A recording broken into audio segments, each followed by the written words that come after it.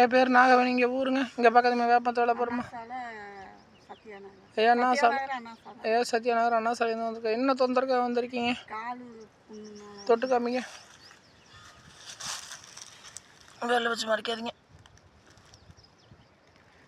மூலி மேலே இருக்கு. வெளிச்சத்து வாங்க மறைக்குது, இருட்டாகுது. அப்படி சரி. இப்போ நேரத்துக்கு எப்படி இருக்கு? நல்லா இருக்கு. இந்த மருந்து போட்டோம்னா பரவாயில்லையா? வேப்பத்தை வேலை பாருமா.